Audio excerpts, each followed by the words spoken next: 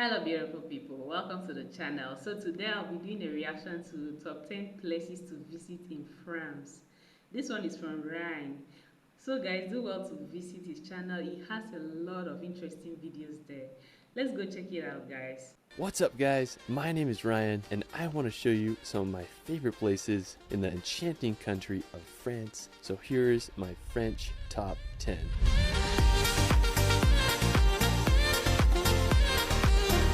France is known all around the world for its endless history and jaw-dropping scenery. From the towering French Alps to the Mediterranean coast of the French Riviera, France has so much to offer. Let's start this video off at the picturesque city of Annecy. Now Annecy is located at the foot of the Alps. It's famous for its medieval old town and it's been nicknamed the Venice of the Alps thanks to its canals. Now the city is just absolutely magical, but what I love about the region is Lake Annecy. It's known as one of the cleanest lakes in all of Europe, and I just love the surrounding mountains. I mean, I just can't think of a better place to enjoy on a hot summer day. Now, one of the crowning features of the area is the Chateau de Menthon Saint Bernard. The castle began construction back in the 13th century, and it's just hard to beat the view of this medieval castle. After Annecy, we're going to head over. The water is so clean and very colorful. I've heard people call this the Venice of France, and I can see why.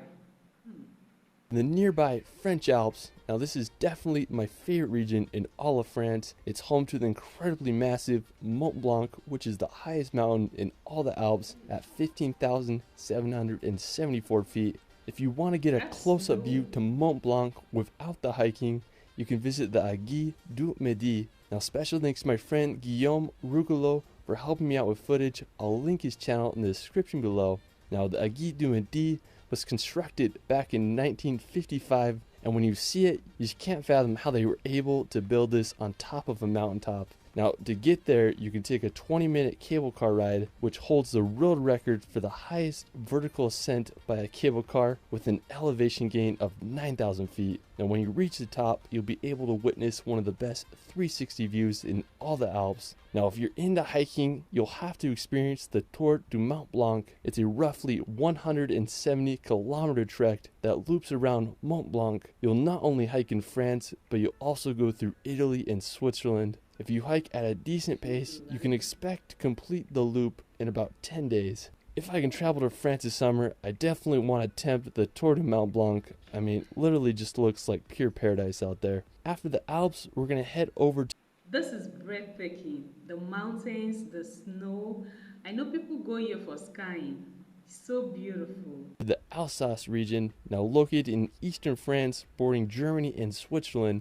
The Alsace region is famous for its fairy tale cities, wine country, and rich history. Over the centuries, the region has alternated between French and German control, and today it represents a mix of those cultures. The capital of Alsace is Strasbourg. It's home to the formal seat of the European Parliament. Another enchanting city in the region is Colmar. Colmar looks like something straight out of a Disney movie. The city's old town is lined with timber, medieval buildings. I love the canal that runs throughout the city. It just adds to the magic of the place. If you want to escape the cities, you can experience the Alsace wine route. It's a 170-kilometer long route that passes through some of France's greatest wine country and picturesque towns. One of my favorites is the quaint village of Riquivier. It's believed to be the village that inspired the town from Beauty and the Beast. Even if you don't drink wine like me, it's impossible to not fall in love with this region of France. After, we're going to France's capital of Paris. Now, since the 17th century, Paris has been Europe's major center of finance, diplomacy,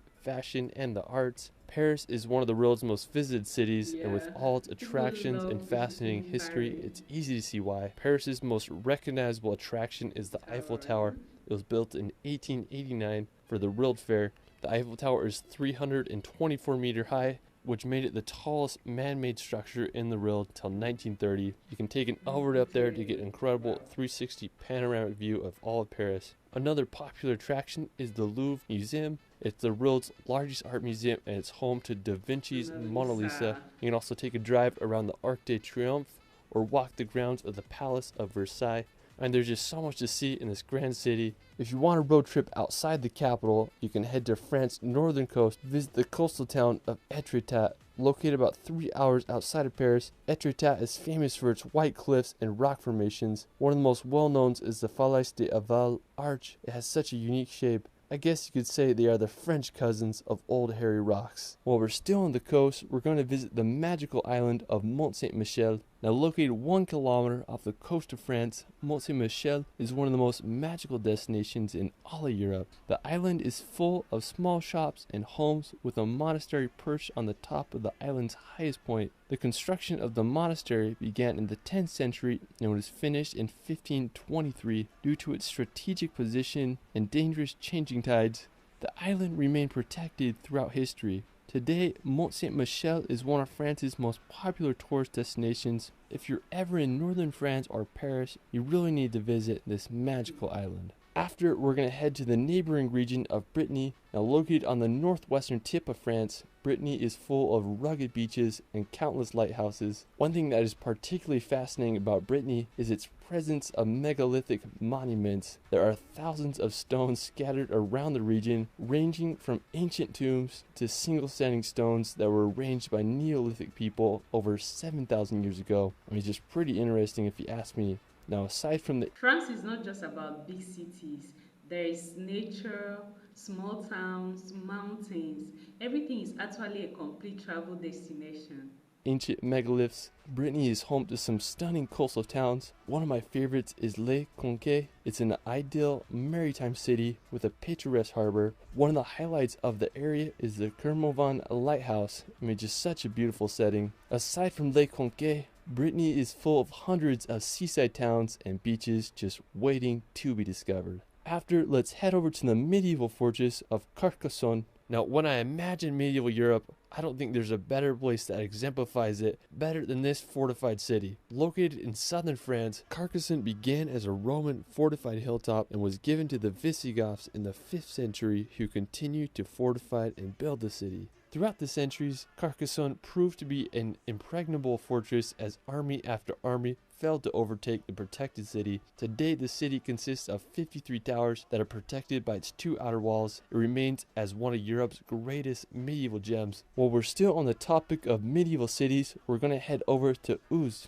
Now, located about 2.5 hours from Carcassonne, Uzes is a small town with quite the medieval charm. What I love about Uzes is the Duke's Castle. It has such a unique look to it. The main tower with its 4 mini spire gives off medieval vibes. Now, while you're in Uzes, you can make the short 15-minute drive to the ancient Roman aqueduct Pont du Gard. It's over 2,000 years old and carried water over 50 kilometers to a Roman colony. It's the highest of all Roman aqueducts, and it's one of the most well preserved. Another nearby place to visit is Avignon. It's a stunning French medieval city full of intriguing architecture and history. After, we're going to head down to southern France to the French Riviera. Now, located on the southeast corner of France, I have to say that the French Riviera is home to some of the world's best coastline. It's the perfect contrast between mountains and the Mediterranean Ocean. One stunning city on the French Riviera is Menton. It's a stunning coastal city sandwiched between Monaco and the Italian border. I just love its ports with the backdrop of the Green Mountains.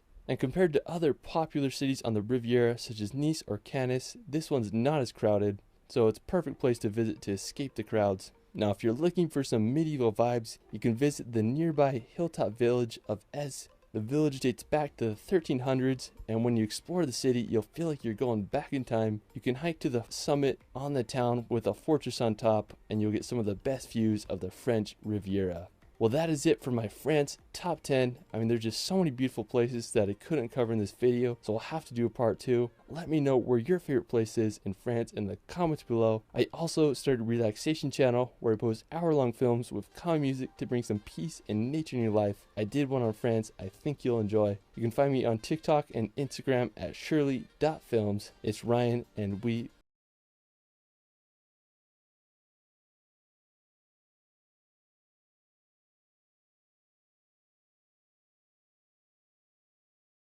Like if you are visiting France, you shouldn't just stay in Paris.